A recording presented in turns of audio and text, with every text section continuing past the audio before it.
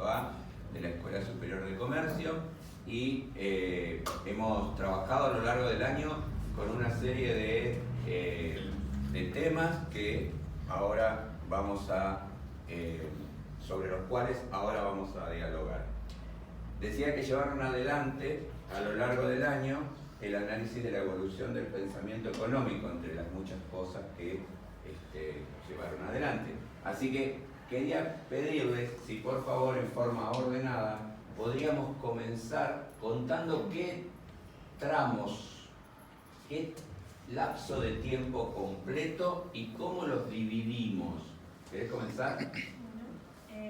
Mi grupo, primero me presento, soy Milagros. Mi grupo está conformado por Martín Más, David Acosta y Giovanni Esposito.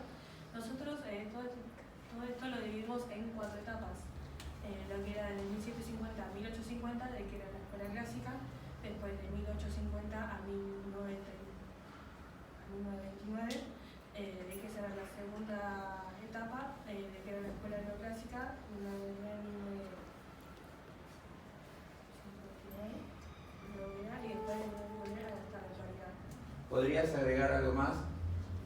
Sí, bueno, durante las diferentes etapas estuvimos relacionando, digamos, las diferentes escuelas, como dijo ella, la clásica, la neoclásica, estuvimos incorporando más, pero en sí, digamos, sostenían diferentes supuestos a lo largo de las 4 etapas, que bueno, se fueron cambiando, pero en el principio los supuestos de la etapa clásica se mantuvieron hacia la segunda etapa y después fueron, digamos, como desarrollándose hacia las 2 etapas restantes. ¿Podrías repetir cómo dividimos los tramos? Sí, las etapas, los años. Sí, ¿cómo fueron los tramos de análisis? Sí, la primera etapa fue de 1750 a 1850 en la escuela neoclásica. La segunda fue de 1850 a 1929, la escuela neoclásica. La tercera etapa fue de 1930 a 1989 y la última etapa fue de 1989 hasta la actualidad. Bien, muy bien. Si tuvieras que contarnos el contexto histórico, social, político de la primera etapa, ¿qué nos comentarías que te llamó la atención? Algo que les faltó agregar a ellas y a Sardi, pues yo tengo un grupo con Sardi y Tomás Amparo, es la primera etapa, que era de 1750 a 1850, no mencionaron la primera revolución industrial, donde se sustituye lo que sería la herramienta artesanal o la mano de obra por máquinas más productivas y también la energía animal y humana por la máquina de vapor. Estamos en la Primera Guerra Mundial, ¿sí? Con también la Revolución Rusa, el pensamiento socialista, y luego de finalizar estas guerras podemos ver cómo al finalizar las guerras aumenta mucho la población y las enfermedades son cada vez más controladas y aparecen los medicamentos. También, Bien. Vos haces un paneo y vamos a dividirlo por secciones, ¿sí? Vamos a dividirlo de la misma manera que lo fuimos estudiando, en forma paulatina. De las 4 etapas vamos a tomar la primera, que va de 1750 a 1850, y dentro de esa, contanos qué elementos políticos, sociales, culturales de relevancia están presentes. Bien, como dijo él, la primera revolución industrial, también más siendo por lo económico, es la escuela clásica, que puede ser los supuestos, Sí. que dice que todos los mercados funcionan como competencia perfecta, incluyendo los sindicatos. Hay 2 tipos de desempleo, el salario flexible a la baja, el mercado se neutraliza solo, el trabajo es homogéneo y que la oferta regula la demanda. Y en términos de desempleo, Está el estructural y el voluntario. ajá. El estructural es el cual la persona no puede adaptarse al método de trabajo que se está implementando en el momento. Bien, si tuviéramos que hablar de empleo de los recursos, ¿qué dirías que ocurre en esta etapa? A tu compañero. Sí.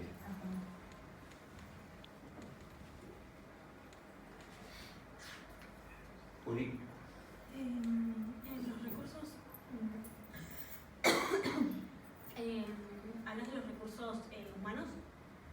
los recursos en general, los factores productivos. Bueno, los humanos, sí, la gente, la mano de obra, o sea, las empresas y los recursos naturales se utilizan, o sea, mediante procesos para llegar a los humanos, o sea, de los recursos naturales a las empresas mediante los humanos. Lo que yo pregunto es si había recursos o factores productivos ociosos o no, para los clásicos. ¿Cómo? Lo que yo pregunto es si los clásicos entendían que había factores productivos que quedaban ociosos o no. No. ¿Y eso cómo se llama en economía? Sí, pleno empleo. Los clásicos decían que la economía trabajaba a pleno empleo, es decir, que ningún recurso o factor iba a estar desempleado. En términos culturales, esta etapa se caracterizó por qué tipo de evolución. ¿Cómo por qué tipo de evolución? ¿Cómo evolucionó en términos culturales? ¿Qué cosas aparecieron? Bueno, supongo que te referís a las drogas, es una parte que trabajamos mucho y bueno, vemos que, por ejemplo, el consumo de drogas se utilizaba para muchos sacerdotes y rectores lo utilizaban porque decía que se comunicaba con dioses, mucha gente lo utilizaba para disociarse de la realidad, porque como vemos, bueno, las horas de trabajo, las jornadas de trabajo eran muy prolongadas y no solo trabajaban hombres, sino que también niños y mujeres, y los mismos burgueses, dueños de las empresas, le daban la droga a los niños porque sufrían dolores a la hora de trabajar, así podían seguir trabajando. También encontramos con que las condiciones de trabajo eran deplorables, no solo para el hombre, sino como te decía, también laboraban mujeres y chicos. Habló de varias cosas. Primero, concepto de niñez para esta época. Sí. En esta época estaba el concepto de niño donde trabajaban por sus años más pequeños, los hacían trabajar a los niños y las mujeres no trabajaban, eran amas de casa. Luego aparece el concepto familia, donde las mujeres siguen siendo amas de casa y los niños ya no trabajan por este concepto de familia. Bien, aguárdame un segundito. Sí, Niño, ¿qué rango de edad? era desde cuando nacían hasta los 21. Claro, Que después el concepto de niñez es distinto al actual, ¿sí? Entonces, pensemos a ustedes que eran niños y trabajaban. También trabajaban los chiquititos, sus hermanitos y sus primitos. Y las mujeres también ¿Y trabajaban. por qué las mujeres, o mejor dicho, primero los niños y luego las mujeres eran las que se incorporaban al mercado de trabajo más Sí, rápidamente? en realidad era primero las niñas, después los niños, porque era que consumían menos recursos. ¿Y el salario cómo se fijaba? La teoría, De la subsistencia. claro, muy bien, se fijaba en función de la subsistencia. Y esa persona, ¿sí? Esa personita, cuanto más chiquitita era, menos necesitaba. Perfecto, muy bien. Si tenemos que hablar en términos de autores, estimado amigo, ¿qué diría? ¿Cuáles son los autores que forman parte de esta escuela? Los exponentes. Está también Ricardo y Karl Marx. Ajá. Marx, ¿qué le agrega a la escuela clásica? Primero, ¿es clásico desde el punto de vista económico? Digamos, ¿funda una escuela nueva basada en otros principios o toma los principios de la escuela clásica y los cuestiona? La segunda que nombraste vos. Claro. Toma los principios clásicos. Toma los principios de la escuela clásica, los toma como verdaderos, como propios y los cuestiona. ¿Cuáles son esos cuestionamientos? No, yo sé que hablaba mucho del tema de la teoría del capital, puede ser. No sé. Sos vos el que tiene que contarnos. Estamos charlando. No sé qué. Bien. Existía, bueno, en la escuela clásica se planteaba un conflicto entre empresario y obrero, en el cual uno no podía crecer sin patearle las piernas al otro. Entonces, bueno, el concepto de la ley de hierro fue, si vos subís un poco el salario, la persona lo va a impactar en su reproductividad. Entonces, este va a generar nuevo empleado, ¿cómo era? bueno, nuevo trabajador.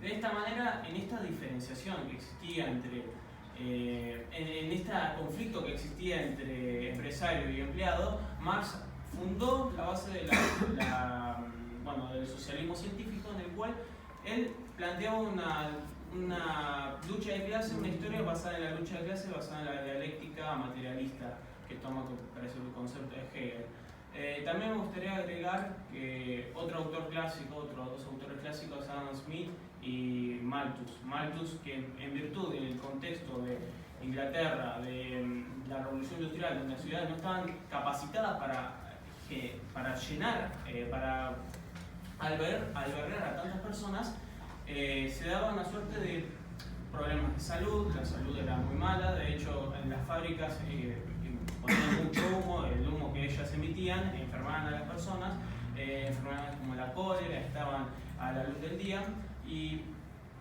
podemos encontrar que Malthus, al ver todo esto, dijo: esto es un problema, creo que tengo que dar algunas insinuaciones para poder controlar el nivel poblacional que hay y que las ciudades puedan dar abasto a tanta gente. De ahí derivó también la teoría en donde decía que se puede controlar la natalidad, se puede quitar la población con guerras o usar armas químicas, y de ahí también se puede derivar la teoría malthusiana, que es de los rendimientos decrecientes. Creo que utilizó eso. Después charlaremos sobre la ley de los rendimientos decrecientes. ¿Existía ocio? ¿Existía el ocio en esta época? No. ¿No? ¿Por qué? ¿Cómo eran las jornadas de trabajo? Las jornadas de trabajo eran muy extensas. Bien. Entonces los trabajadores, cuando salían a trabajar, no tenían ganas, no estaban cansados, y aparte Bien. tenían la plata. Claro, no tenía ingreso, Claro, y no tenía vida. Claro. ¿Sí?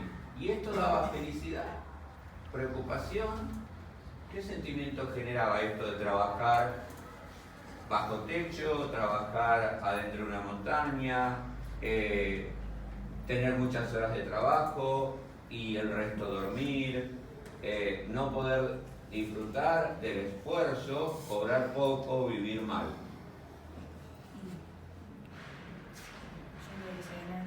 Era como había mucha depresión, probablemente, mucha ansiedad, y ahí había pasado todo el tema de los consumos. Bien, muy bien. Cuando hablamos de consumo, ¿cualquier consumo es problemático? Primero hay que distinguir entre uso, abuso y adicción.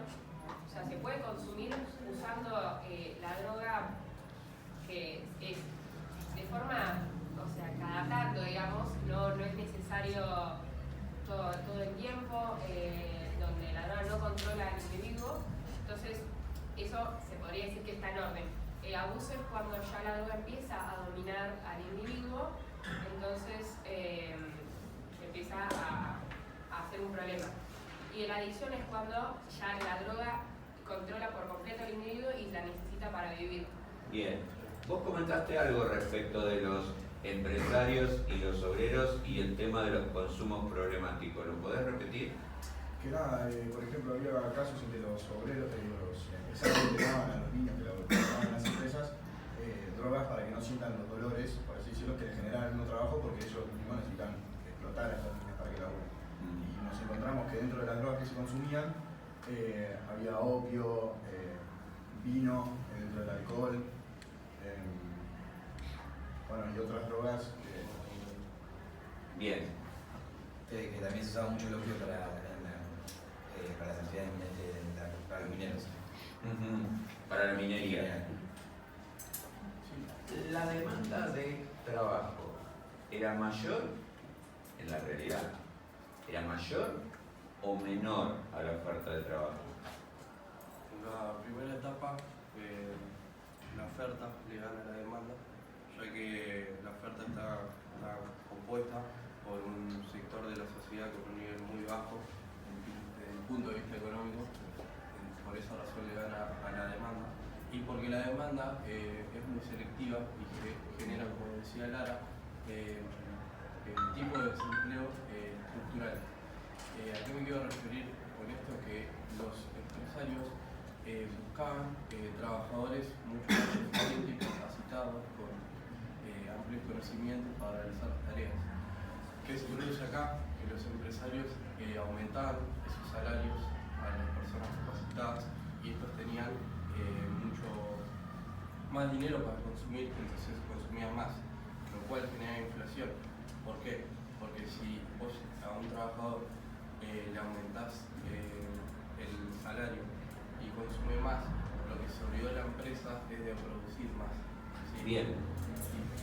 Hablaste de salarios, hablamos de la teoría de la subsistencia, pero no hablamos, Juli, del aporte que hace en términos de teoría de salarios Marx, que lo tocaron por acá adelante en cuanto a su fundamentación teórica.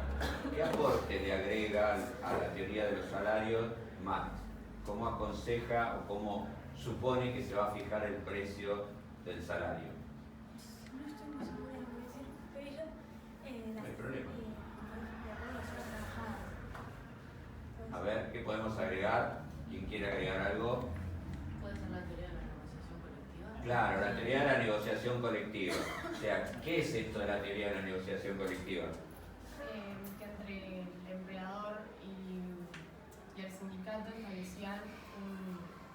¿Entre el empleador solo? No, y organizaciones... De un lado están los sindicatos y del otro lado, ¿quién está?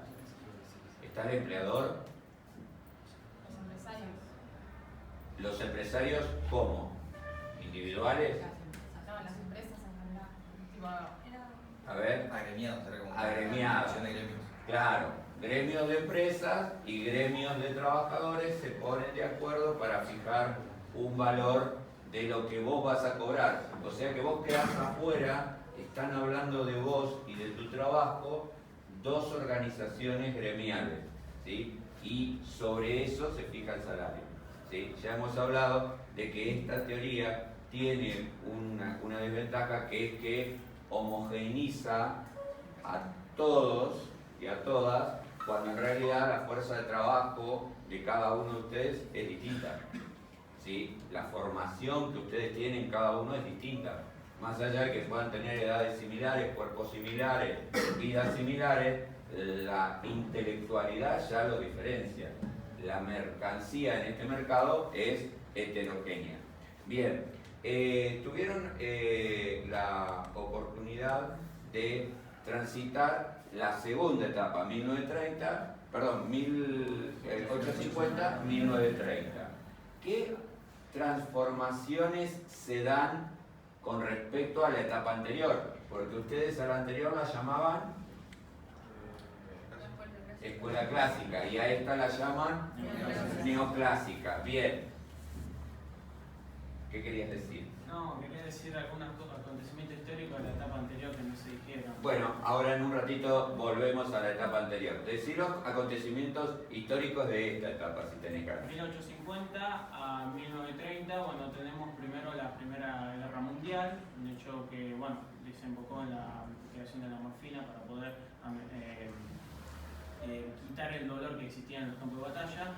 Además, allá en las guerras mundiales, por el sistema que utilizaban de guerra, generar el conflicto de fugaz que utilizaba Hitler en la segunda, era a partir de trincheras. En esas trincheras la droga, el tabaco, era lo que más se utilizaba para poder escapar de esa realidad de trinchera en donde estabas constantemente amenazado y que por ahí el enemigo iba a avanzar en la noche, razón por la cual los soldados no dormían. Después de la Primera Guerra Mundial, bueno, tenemos acontecimiento histórico, la crisis del 29. ¿Y antes?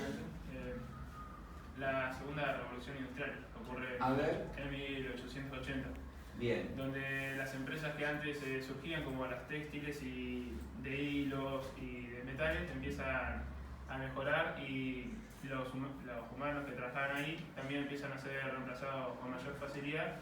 También necesitan mayor capacitación y educación para poder trabajar en estas empresas. Bien. La etapa anterior es la de la mecanización. Y el trabajo del hombre es complementado con el trabajo de la máquina. ¿Qué cambia respecto a la mecanización y a la complementación. A ver. A esta etapa se le conoce como la etapa de la automatización, me parece. Sí. Bueno, nada, vos podés plantear ideas como por ejemplo el Fordismo y el Taylorismo que plantean mayor eficiencia y podemos partir de la idea de la cadena de montaje. ¿Y cómo es el vínculo? Ahora vamos a hablar de la cadena de montaje. ¿Cómo es el vínculo con la máquina, entre el trabajador y la máquina? Antes en realidad el trabajador acompañaba a la máquina no lograba superar lo que hacía el trabajador, por lo tanto se mantenía el empleo y hoy en día, perdón, en esa época, mejor dicho, la máquina empieza a sustituir al trabajador ya que cumple una función, lo hace de manera más eficiente y mucho más barata porque es una máquina. Volviendo al tema de la eficiencia que vos planteabas recién, ¿qué querés agregar? No, una cosa más que quería agregar era de que los empleados, al ver de que las máquinas los estaban sustituyendo, entonces ofrecían su trabajo, su mano de obra, a menor salario, con mayores horas para, mejor dicho, por el miedo a que lo terminen despidiendo para que sustituyan la máquina. Bien. Esto de las jornadas extensísimas, la falta de ocio y de cierto sentimiento de angustia, depresión, frustración, como plantearon recién, ¿se mantiene a lo largo de toda la etapa o se produce algún cambio en esta etapa? Sí, nosotros habíamos hablado de duración de la jornada laboral en la etapa anterior, de descanso, de ocio y de lo que la falta de ocio generaba. Lo comentó tu compañera hace un rato. Entonces la pregunta que nos hacemos ahora es, ¿eso se mantiene intacto en esta etapa? No, empieza a haber más ocio, eso también tiene que ver con el hecho de Ford, que planteó el círculo virtuoso del mismo, y permitía o explicaba que se necesitaba mayor tiempo de ocio para que la gente pudiera gastar su salario en los bienes y que deja de haber excedente. Y para eso había que reducir ¿qué? ¿El descanso? No, las horas de Claro, había que reducir la jornada de trabajo. O sea, había que achicar la jornada de trabajo sin bajar ¿qué? El salario. ¿Qué se le iba a pedir? Que hiciera lo mismo, pero en menos tiempo. En definitiva, ¿eso qué es? Eficiencia. ¿Sí? Entonces, este mandato de trabajar menos para que tengas socio, pero a mí me producís la misma cantidad que si trabajaras 4 horas más. Si lo lográs, vas a tener ocio. Si no lo lográs, no lo vas a tener. Dos teorías del salario se agregan en esta etapa. ¿Quién se acuerda? El fondo de salario y la productividad marginal. Bien, el fondo del salario que decía que ¿qué? ¿Cómo se pagaba? Era por cantidad de personas que trabajaban, o sea, cuanto más trabajadores había, menor era el salario. Claro, se ponía una masa de dinero que se dividía entre el número de integrantes. A mayor número de integrantes, más bajo el salario. O sea que no había un salario que fuera progresivo, ¿sí? O una masa de dinero que se fuera agrandando. La masa era una sola. Si se agrandaba la cantidad de trabajadores, el salario bajaba.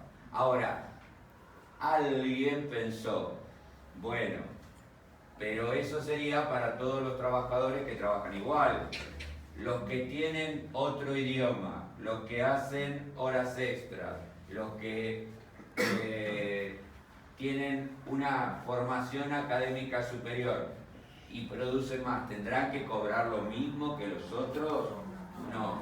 Y la teoría que vos planteaste, la última, la de la productividad marginal, ¿se aplicaría esa teoría de la productividad marginal a esos casos en donde la mano de obra es diferenciada respecto al resto? ¿No?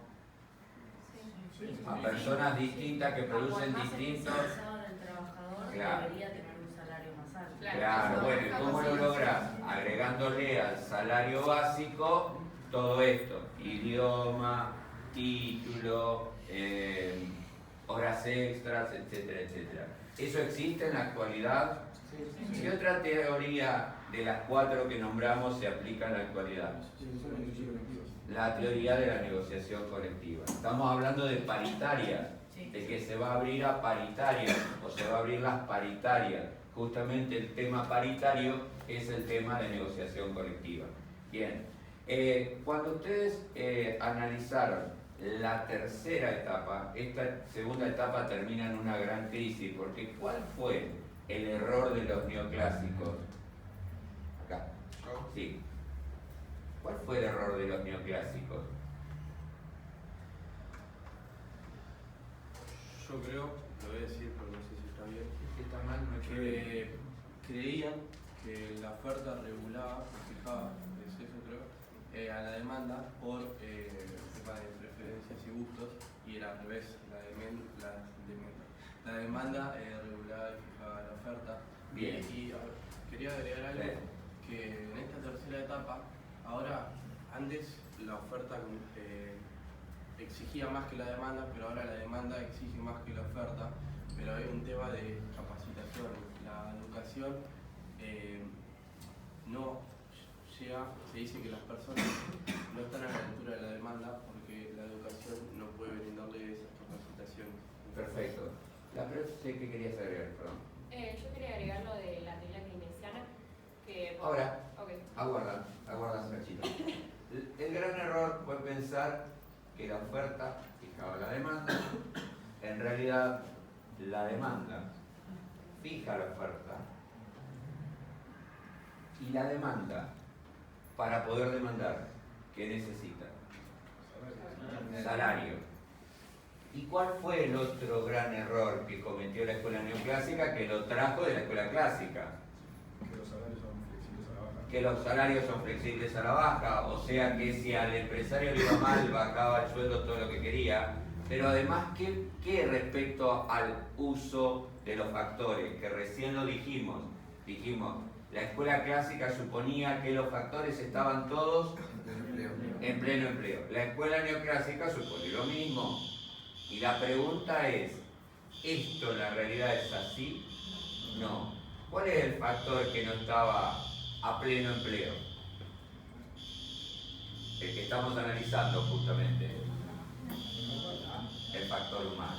¿Sí? Entonces, ustedes van a ver que hay un desempleo que va más allá de lo que se suponía que eran los dos tipos de desempleo, ¿verdad? Ustedes hablaron de voluntario y de estructural.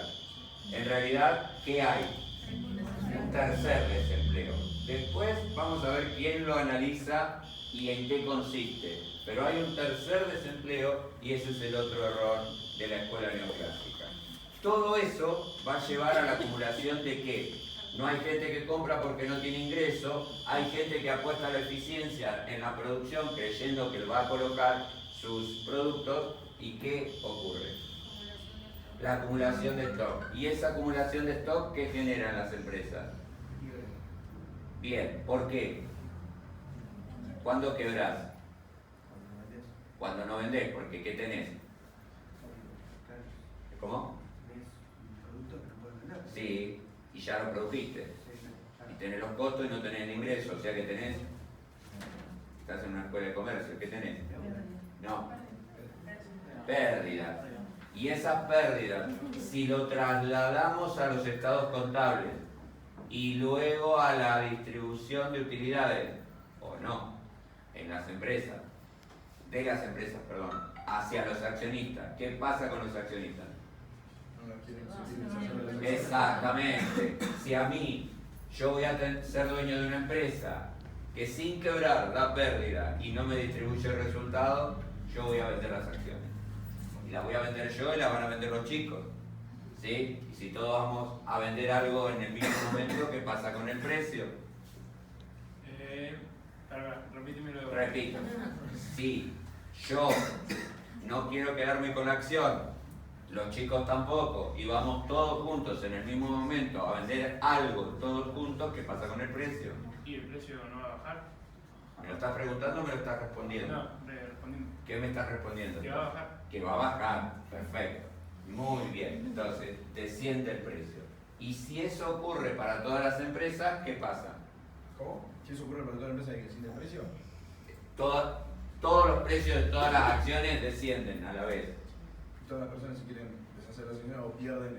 Eso ya ocurrió, por eso es que bajó. ¿Qué pasa con el intermediario en donde se realizan las operaciones? Quiebra, claro. Se produce el quiebre de las operaciones de la bolsa. Eso es lo que ustedes ven en la crisis de Wall Street de 1929. Hubo dos apariciones importantes en esta etapa en términos, o dos sustancias, si se quiere, ¿sí?, que asumieron un rol preponderante. Antes era el opio, ¿sí? Ahora, ¿qué va a ser? Algo nombraste. La morfina para los campos de guerra. La heroína. No, la heroína es posterior. Comienza tenuemente la marihuana cuando se empieza a expandir lo que es la preguerra, el tabaco. Bueno, como el medicamento condicional para tomar. Claro, como que la penicilina. Sí, no, la penicilina no se transforma en un problema porque nadie se clava una ampollita de penicilina. Sí, pero sí. se vieron avances farmacéuticos y empezaron a sustituir esas sustancias por síntesis o pastillas, como por ejemplo el LSD o éxtasis. Claro. Uno de los elementos que llama la atención en esta etapa es el desarrollo de la industria farmacéutica. Y esa industria farmacéutica se puso al servicio del enfermo o del potencial enfermo, ¿sí? Entonces, ¿qué hace? Desarrolla sustancias que algunas personas no la utilizan con el fin que ha sido creada. Y otras son creadas precisamente para sacarlos de qué, nuevamente. Porque ustedes se dieron cuenta que hay un tercer desempleo, que no está solamente desempleado el que no quiere trabajar o el que no sabe hacer las cosas. De las crisis de la salud mental, que cada vez te haces tipo más problema por cosas más pequeñas. Exactamente. Y recurrís a eso. Claro, recurrís a un salvavidas, ¿sí?, que puede ser de distinta índole, entre ellos el consumo. El consumo puede ser de fármacos, puede ser de sustancias conocidas como drogas, pero en realidad nosotros no hablamos de drogas, hablamos de sustancias en general, ¿no?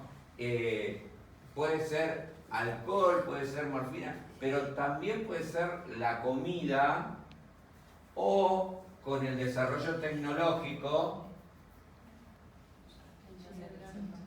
O el juego. o el juego. ¿Sí? ¿Se entiende? Bien, muy bien. Bueno, vamos a la siguiente etapa, rapidito. Dos interpretaciones de la crisis de 1929. ¿Por qué se produjo la crisis? Dijeron unos, se produjo por esto, y otros dijeron, se produjo por esto otro. A ver. Dale, contanos. Bien. ¿La compañera? Sí. ¿Por qué se generó la crisis del 19? Sí. Hay dos interpretaciones. Yo creo que no me acuerdo, creo la verdad, A no me ver. acuerdo quién lo dijo. No importa. Pero era de que supuestamente era por el que lo que sobraba en stock lo tenían que comprar supuestamente el Estado. Sí, muy bien. ¿Eso quién lo dijo? Keynes. Keynes. Keynes decía que era un problema de demanda. ¿Sí? Entonces, ¿qué había que hacer? Liquidar esa demanda para que se volviese a iniciar el proceso productivo. De esa manera, ¿sí?, la economía no volvería a entrar en crisis, mantendría el ritmo. ¿Sí? Decía que siempre tenía que estar el Estado comprando lo que sobraba. No, decía que ¿qué? Claro, decía que solamente en un momento de crisis. ¿Sí? Entonces recuerden que esto es temporal. El Estado entra, consume, agota y se va. No se queda a vivir adentro del mercado. Es cuando el Estado pasa de liberal a benefactor. Sí. Y decían, claro, que el Estado, la intervención tenía que ser temporal porque si era todo el tiempo ya iba a empezar a afectar Claro. la economía. Claro. También hizo otro análisis Keynes en términos de lo que la gente pensó y por qué vendió las acciones. ¿Se acuerdan? No, yo quería agregar que otra de las cuestiones que Keynes estaba en contra de la escuela neoclásica es que decía que el mercado se autorregula. Por eso defendía la intervención del Estado. Claro, que se autorregula significa que no intervienen nada más que los oferentes y demandantes naturales. Pero ¿se acuerdan que decía, la gente comparó lo que ganaba dónde con lo que le pagarían dónde, si cambia de lugar la plata. Con los plazos fijos. Claro, lo que le pagaban en la empresa, que no le pagaban nada, lo dijimos recién, y lo que le pagaban en un plazo fijo, el 1%. ¿Qué hizo?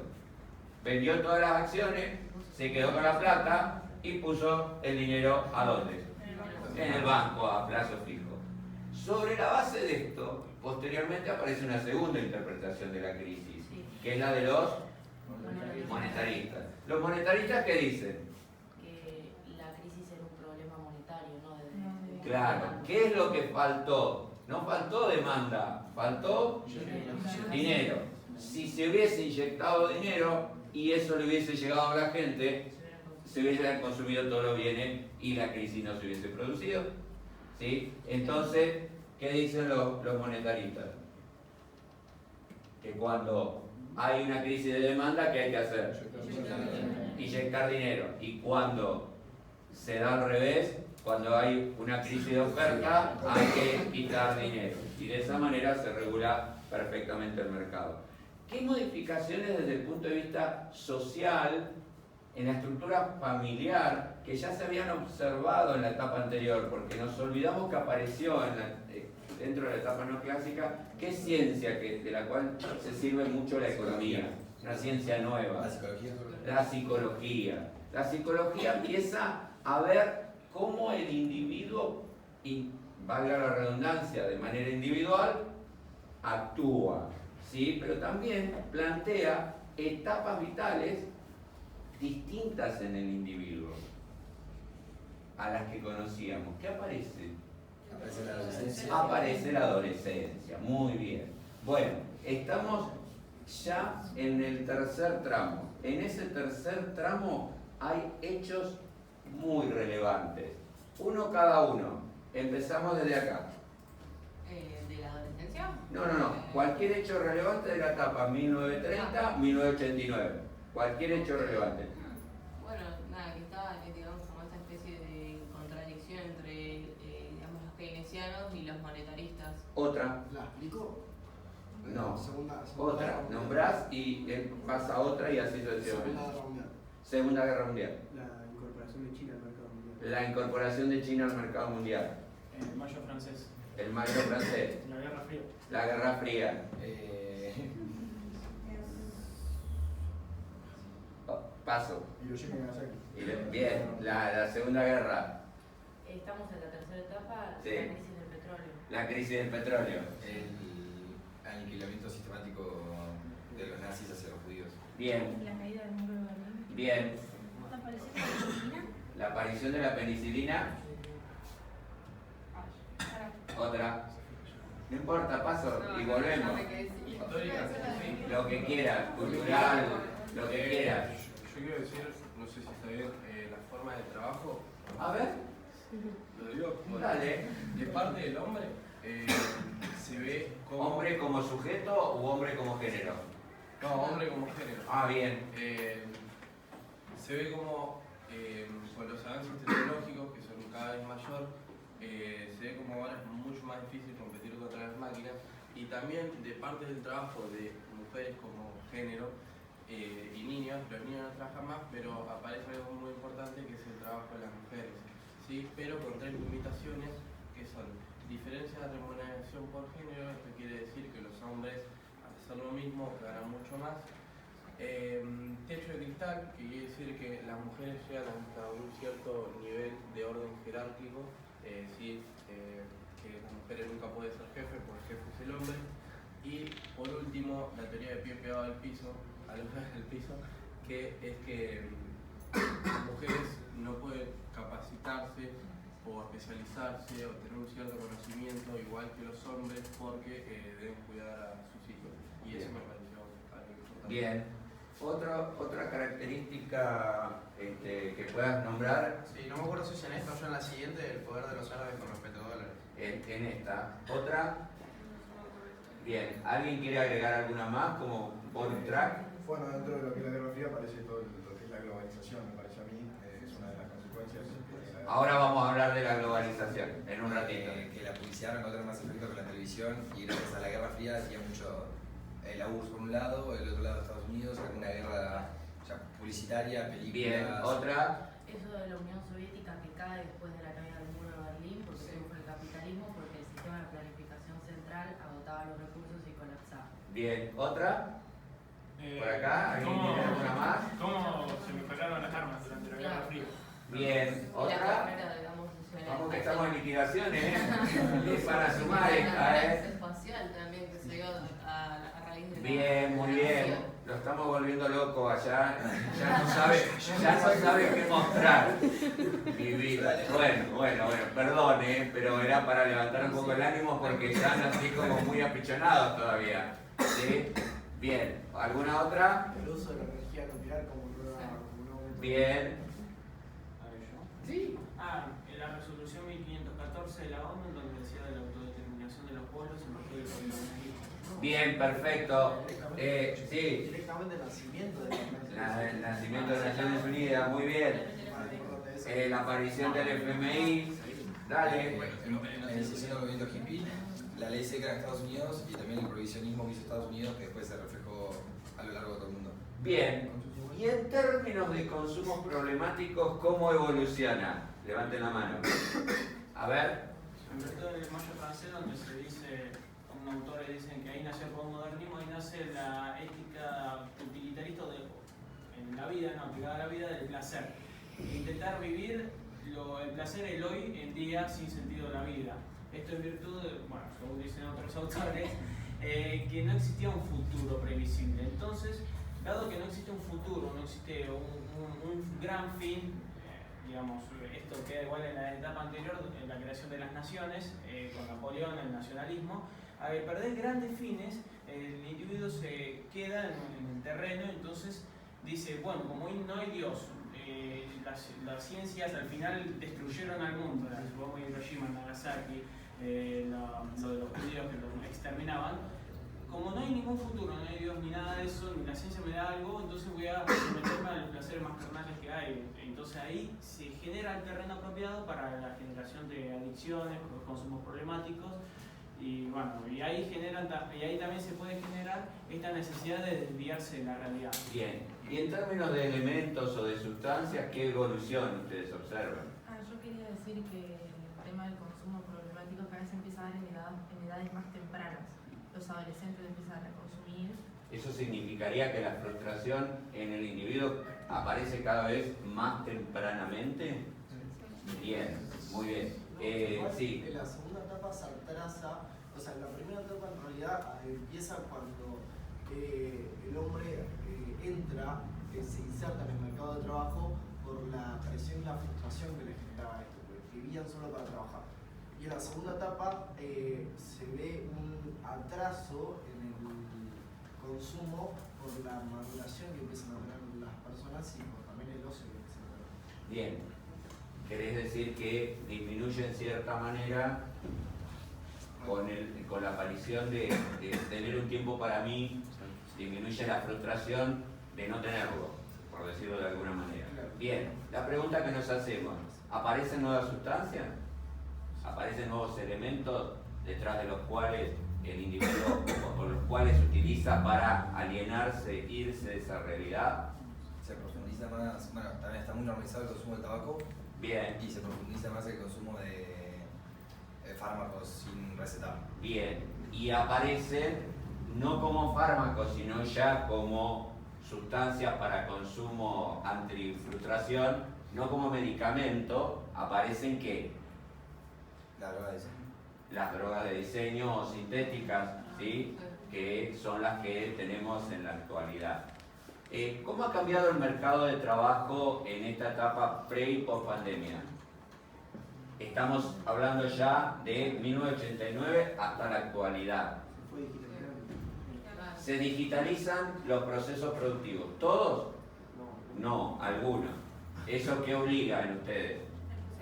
A especializarse, a tener una formación digital que antes no era necesaria. ¿Sí? Que ahora la competencia no es local o por país, sino es global, ya que la mayoría de los... ¿Qué es lo que vos tocabas hace un ratito? ¿Quién habló de la globalización y le dije aguárdeme un segundito que ahora hablamos de la globalización? ¿Qué? ¿Qué querías decir de la globalización? Decilo ahora. No, lo que él decía es como que todo está relacionado, ¿no? Por ejemplo, él mencionaba la publicidad. Bueno, dentro de la globalización, la publicidad aporta mucho a eso, a que se globalicen las cosas. Es mucho más fácil la comunicación entre las personas. Bueno, hoy en día, para llevar a la actualidad, tenés muchos trabajos que son desde tu casa. Claro. ¿Gracias a quién? A la tecnología. A la tecnología, muy bien. Entonces tenés home office y por eso mismo también la competencia es global, porque hoy en día hay muchos trabajos que son de empresas extranjeras y vos trabajás desde tu casa. Ponele ingeniero en sistema, la mayoría de home office a empresas extranjeras. Sí, o también la otra, que venga la empresa extranjera y te contrate. Antes vos trabajabas para la empresa nacional, ¿sí? Que se instale en el país. O que vos vayas a trabajar a la empresa que está en otro país. Las comunicaciones, la globalización ha hecho que el pequeño mercado se transforme en un gran mercado. Y ahora ustedes tienen 7.000 millones de personas en el mundo que compiten con ustedes. Por eso tienen que tratar de alguna manera de diferenciarse del resto, ¿sí? Que es lo que están haciendo ustedes en esta etapa. Formarse para qué? Para lograr espacios de empleo que verdaderamente no estén ocupados, ¿sí? Por eso hay que elegir carreras que no sean las que están saturadas, porque después voy al mercado de trabajo y me encuentro desempleado. La otra es, si tomo una carrera tradicional, me especializo cuando termino en algo que no sea tradicional. De esa manera voy a lograr insertarme en ese nicho que hoy está y que va a ir mutando, van a ir mutando estos nichos. O sea, espacios donde ustedes pueden encontrar para trabajar. ¿Qué querías decir? No, que justamente ahí es lo que vos decís. No se buscan trabajos como cómo fue evolucionando el trabajo, por así decirlo, porque hoy en día la máquina es muy técnica, cumple funciones que reemplazaron al ser humano. Entonces hoy en día por ahí lo que se necesita son muchos trabajos, o tanto de administración, trabajos que no puede hacer una máquina, o específicamente muy técnicos. Por eso hoy en día, bueno, como digo, la capacitación que requiere hoy en día la demanda de trabajo es muy alta, y por eso la competencia, o hay mucha gente desempleada. Bien. Que no puede llegar a esa capacitación. Me voy al análisis. Ustedes tuvieron dos visiones del fenómeno de los consumos problemáticos. Uno, sociológico. Dos, biológico-médico. En el primero, en el de la licenciada Tausé, ¿qué aspectos relevantes ustedes encontraron? Bien. Sociológico puedo decir que como que ella decía que las juntas, por ahí a veces... ¿Qué son las juntas? O sea, por ejemplo, tus amigos, tu entorno. Claro, tu entorno. Claro, las juntadas serían. Puede llegar a influenciar más que nada a los adolescentes, pero no es, o sea, no es que toda la culpa al entorno que tengas, o sea, va más que nada con la personalidad de la persona. Pero muchas veces en la etapa de la adolescencia son influenciados por el entorno. Bien. ¿Cuál era el triángulo que planteaban los dos? ¿Quiénes estaban en ese triángulo? Hay tres interacciones en el uso de sustancias, que es el individuo, la sustancia y la sociedad. Y todos están atravesados por el tiempo y también por ahí por los prejuicios que se le tiene a las sustancias. Bien. Y esto de que algo sea malo o bueno, ¿lo define la ciencia? ¿Lo define el individuo o lo define la cultura? ¿Con esto? A ver. Para mí es una mezcla entre todo, pero sí se ve influenciado mucho por la cultura. Es decir, no sé, si yo tengo de familia, mi familia me dicen, eso está mal, y mi vecino me dice, eso está mal, como que yo al final voy a terminar pensando que eso está mal. Pero también se ve acompañado un poco por la ciencia, porque si yo veo que eso realmente me va a afectar, si yo lo consumo, es como un mix, digamos, de todo. Y que sea bueno o malo, ¿también es una construcción cultural? Sí, porque en definitiva la sustancia no hace nada, es una sustancia separada, lo que vos jugás es el efecto que hace sobre uno mismo. Claro. Culturalmente, por ejemplo, no sé, el alcohol o el tabaco tiene mucha más influencia sobre la sociedad que cualquier otro tipo de droga. Claro. Y vos podés ver una publicidad de una cerveza. Claro. El tabaco no, pero bueno, hasta hace poco fumaban en otros lugares en las publicidades. Exactamente. En esto de no fumar adentro de lugares cerrados, por ejemplo, restaurantes, oficinas, bancos, etc., es un cambio cultural reciente. Antes la gente, el otro día cuando fuimos a ver 1985, ¿ustedes vieron lo que era eso? Sí. Claro, bueno, hoy eso no ocurre y es un cambio cultural, ¿verdad? Hoy el uso de la cocaína, etcétera, etcétera, es considerado por algunas sociedades como un consumo problemático. Si vamos a Bolivia o a Perú, el consumo de cocaína es como para nosotros tomar mate, ¿sí? Podemos decir entonces que es una construcción cultural.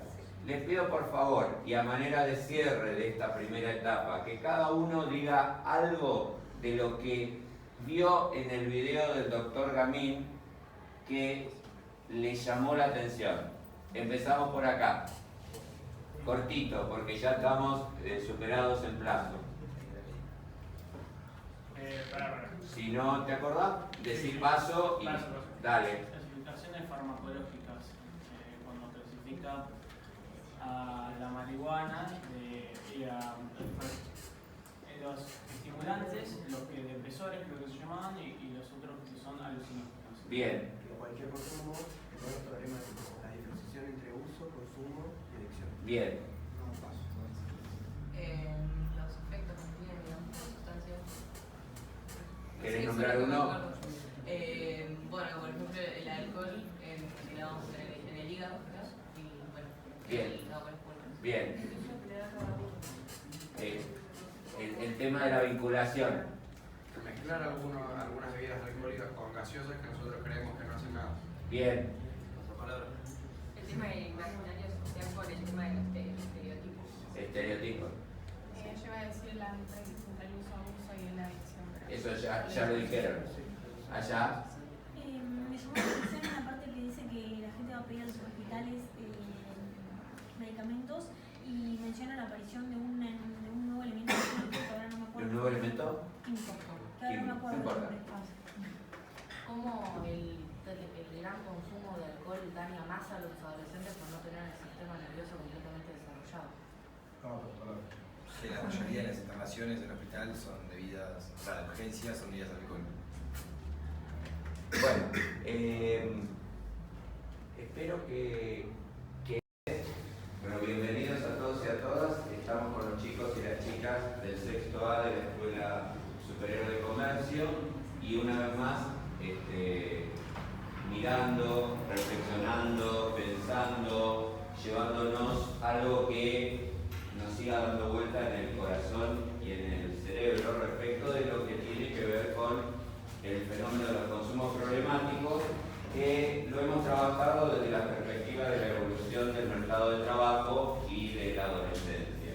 Así que les voy a pedir que se vayan presentando la primera vez que, voy a ver si con el último grupo lo logro porque no lo han hecho, la mayoría, a ver si se autopresentan antes de comenzar a hablar. Ustedes recibieron del docente en el trabajo práctico, publicidades y videos, pero para que verdaderamente esto sea enriquecedor, vamos a mirar las que ustedes tenían como propuesta, que han elegido, seleccionado ustedes de la red, dejando para el tercer lugar aquella que más les impactó. ¿Sí? Bueno.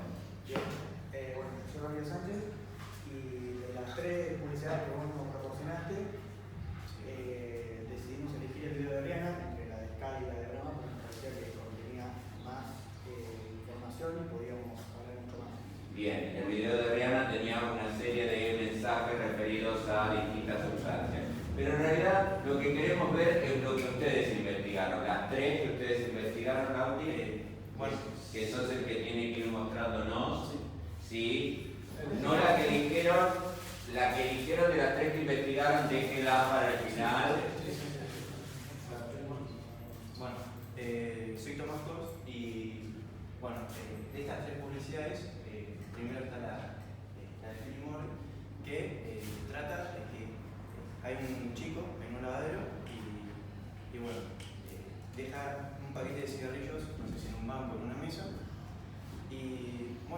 está lloviendo y en el heladero entra un perro con una chica. Bueno, el perro se sacude al lado del cigarrillo y como que lo putea al perro. Y ahí se da cuenta el chico que estamos hablando que el perro es de la chica, ¿no? Y bueno, se pone a poner la ropa en el heladero, ambos, y en un momento ahí enlazan miradas.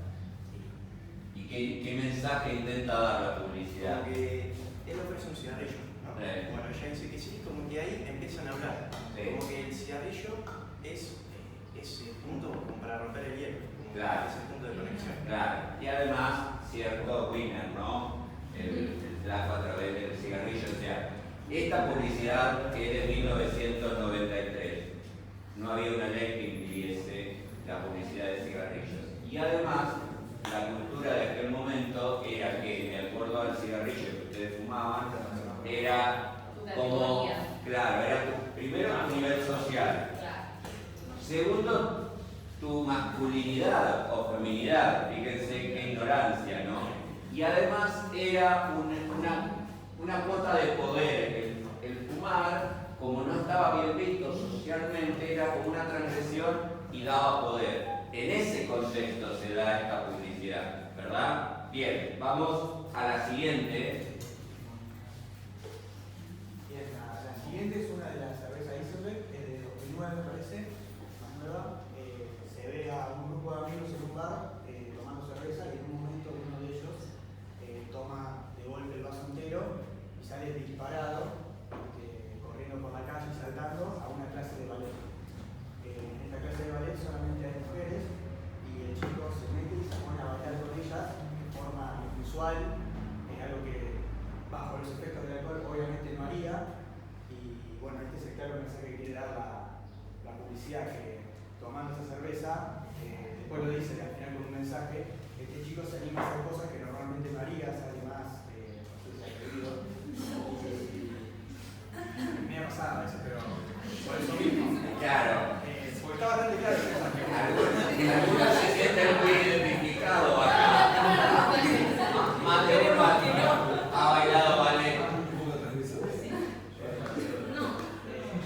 Pero bueno, el mensaje que da esta publicidad de que o uno cuando la ve piensa que tomando esa cerveza se puede animar a hacer cosas que normalmente bajo los efectos del alcohol no haría. Bien, vamos a la los amigos una divina. Vamos a la siguiente. Después termina con una frase. A ver, esta. Esta es la publicidad que nosotros elegimos. Ya ni siquiera después pasarla como termina. No voy explicando.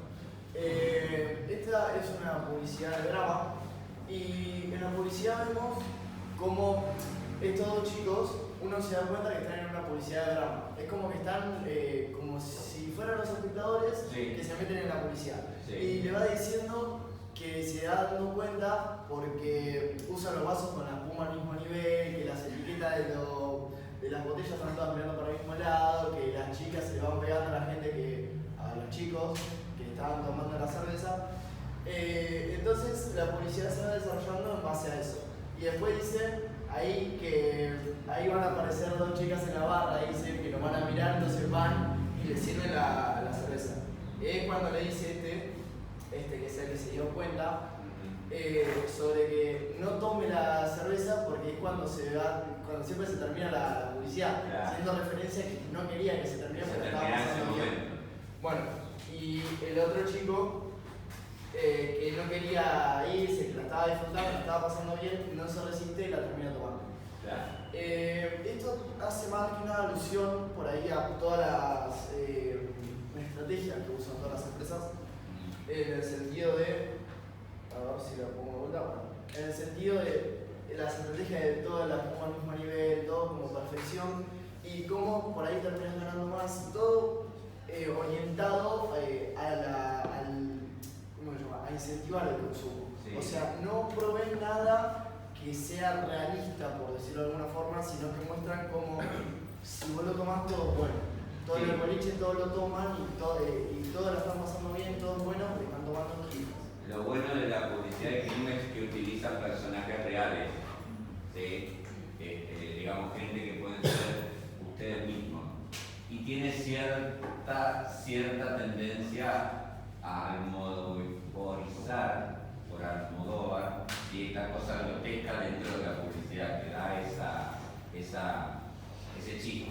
Bien, muy bien.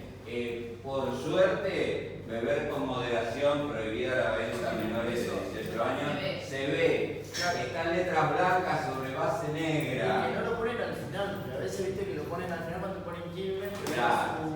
Bien, bien. Vamos ahora a los mensajes de los medios masivos de comunicación y gubernamentales.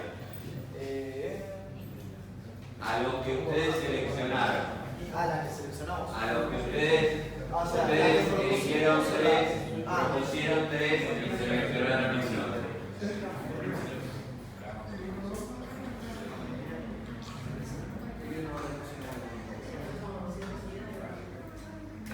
Por la hora que es, les voy a pedir un favor. Muestren solamente la que ustedes eligieron y cuéntenos de las tres, la que ustedes eligieron, porque queremos ver su producción. La que ustedes eligieron de los medios masivos. Cuéntenos. Bueno, esta publicidad principalmente está dedicada a los adolescentes y a los papás de adolescentes y muestra cómo afecta al cuerpo, no solamente físicamente, el consumo de alcohol a temprana edad.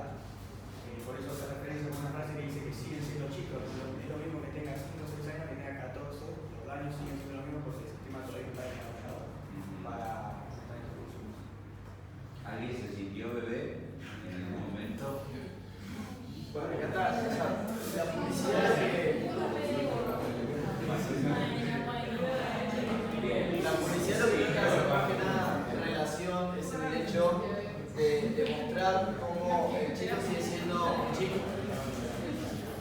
Cómo por ahí el bebé lo hace con inocencia, el hecho de agarrarse de la reja o caerse, y el chico que parece, vamos a hacer un paréntesis, parece que tiene la edad de un preadolescente, que es en el inicio de la edad de consumo. Demuestra también cómo el chico en realidad como que lo va replicando, pero bajo la sustancia del alcohol. Bueno, vamos a la mirada que ustedes hicieron, el mensaje que quieren darle a sus padres. Igual toque 45, profe. No toque 40. Y queremos que ustedes hagan el cierre, hemos dejado lo mejor para el final. A ver. ¿Tenemos que apagar la luz? No hace falta. Bien, ampliamos la...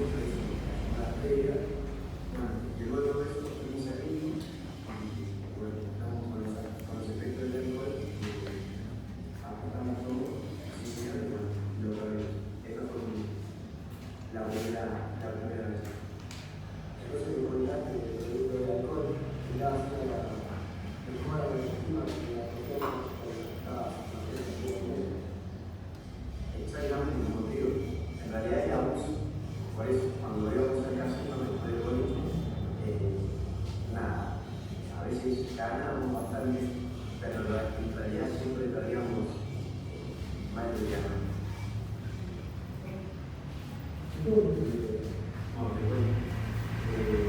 La última vez, yo salía, iba solo, hasta que con mis amigos, pero iba solo al casino entonces. ¿Qué pasaba? Una vuelta encontré un buen banco de billetes ahí en mi casa. Bueno, supe que era de mi mamá y supuse que si iba al casino y lo ganaba, después el deudor se lo devolvía, no había ningún problema. Entonces, ¿qué pasó? Fui al casino, tardé todo porque estaba descontrolado y esa plata era para pagar la factura de gas, de agua. Y bueno, obviamente mi mamá se enteró, me tuvo que llevar a un centro de rehabilitación y nada, gracias a ello pude entender lo que estaba haciendo y nada, y ahora con 21 años me arrepiento de lo que hice. Bueno, acá estamos con el caso de Lautaro Bentancor. ¿Cómo estás, Lautaro? ¿Nos puedes contar un poco sobre tu historia?